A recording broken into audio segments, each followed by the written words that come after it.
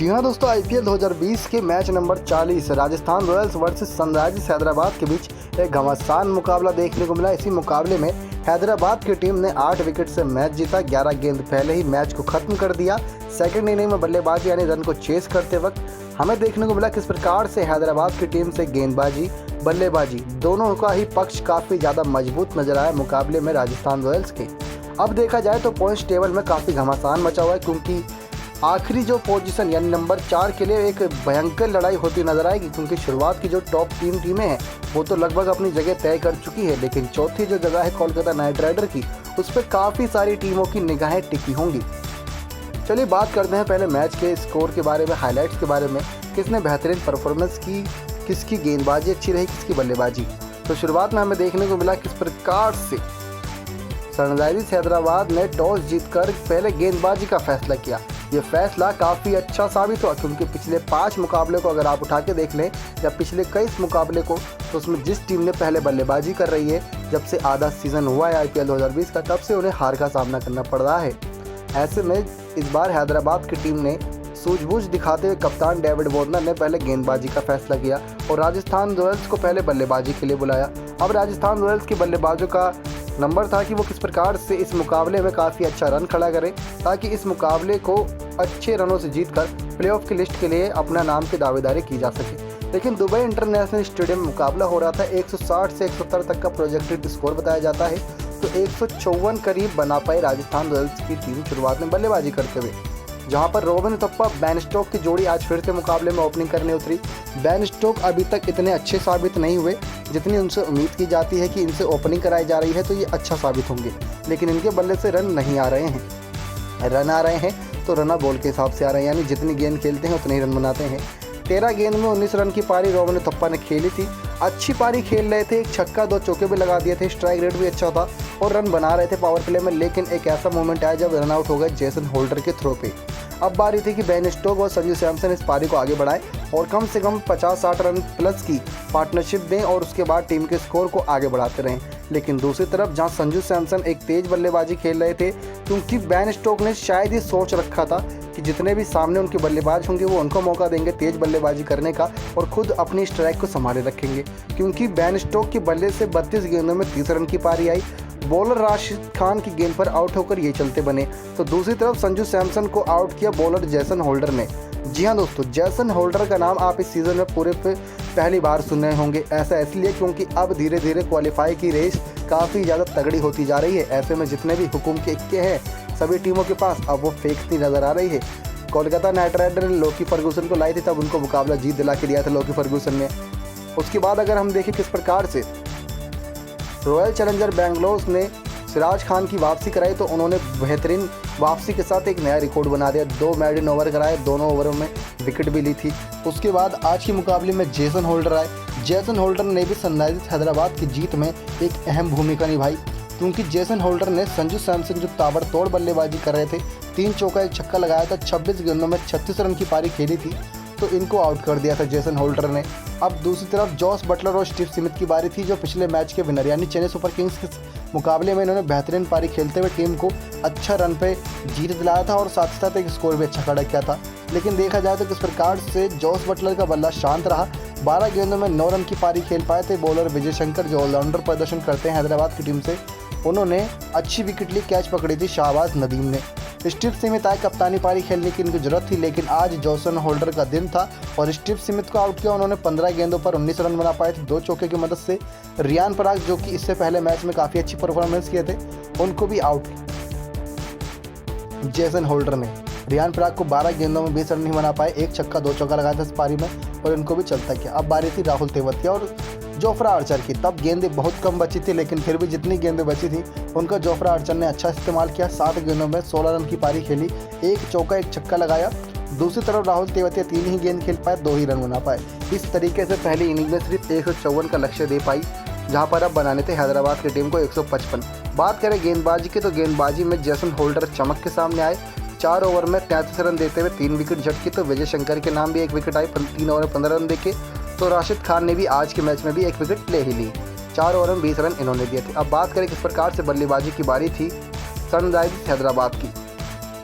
Sunrisers Hyderabad के जब बल्लेबाज बल्लेबाजी करने के लिए आए तो उनका भी शुरुआत में जो डगमगा गया था ओपनिंग पार्टनरशिप, क्योंकि ओपनिंग पार्टनरशिप सबसे ज़्यादा निर्भर करती है हैदराबाद की टीम डेविड वार्नर और जॉनी बेस्टो की जोड़ी पे।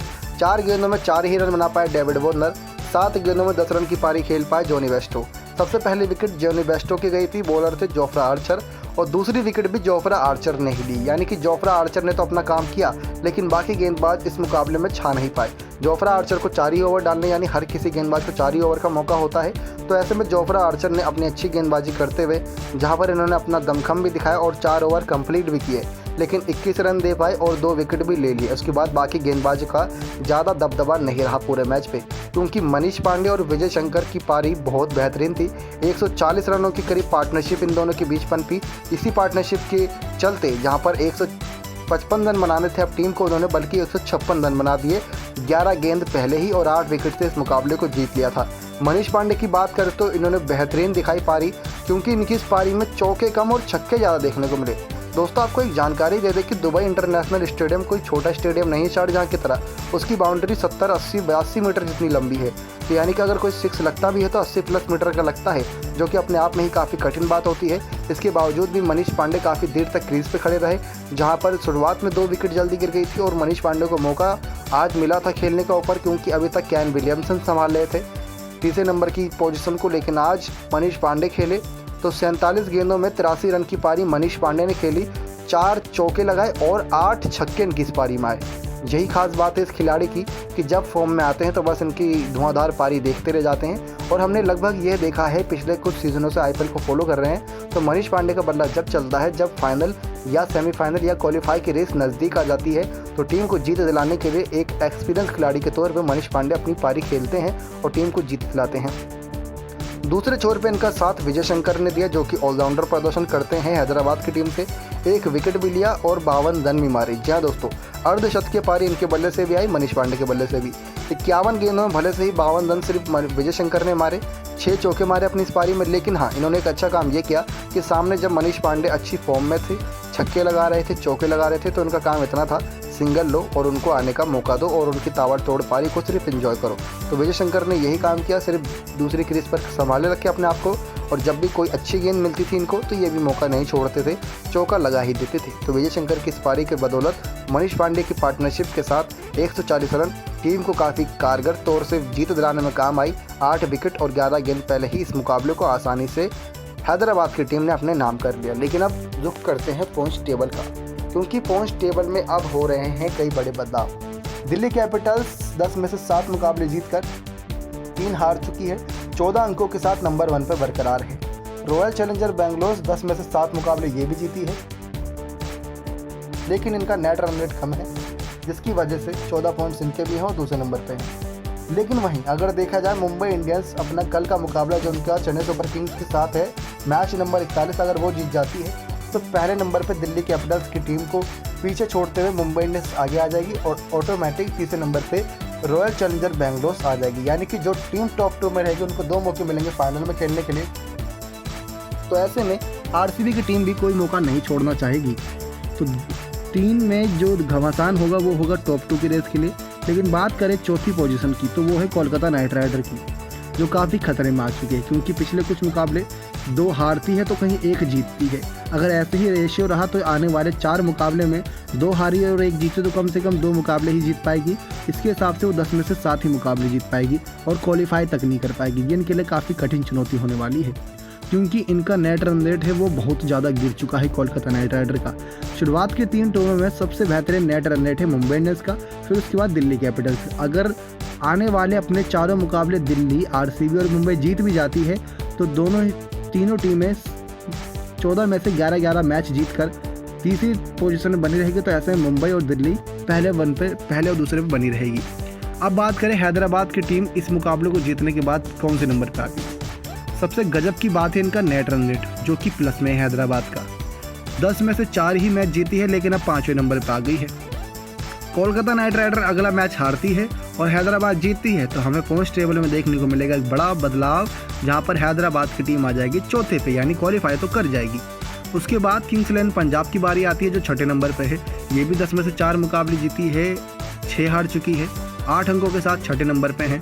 लेकिन इनका नेट रन रेट हैदराबाद के मुकाबले में कम है, लेकिन कोलकाता नाइट राइडर के मुकाबले में ज़्यादा है। अगर हैदराबाद और कोलकाता दोनों हारती है और पंजाब जीतती है और कोलकाता हैदराबाद के बराबर ही मैच जीतती है, तो फिर चौथे नंबर पे किंग्स 11 पंजाब के चांसेस बन जाएंगे आने के। राजस्थान रॉयल्स की बात करें तो राजस्थान रॉयल्स भी अब इस मुकाबले को हारने के बाद इनका जो क्वालिफाई करने का रेस का सपना है वो लगभग खत्म हो चुका है, क्योंकि कहा जाता है कि अगर क्वालिफाई करना है तो हर टीमों को कम से कम 8-8 मुकाबले जीतने जरूरी हो जाते हैं। बाकी वो निर्भर करता है कि ऊपर की टीमों ने कितने मुकाबले जीते हैं। अब राजस्थान की तरफ नज़र डालें तो 11 में से 4 ही मुकाबले जीत पाई है, 7 मुकाबले में इनको हार मिल चुकी है, यानी कि बचे हुए 3 मुकाबले अगर जीत भी जाती है तो सिर्फ 7 ही मुकाबले जीत पाएगी है। तो इनके लिए काफ़ी कठिन हो चुका है ये सफ़र।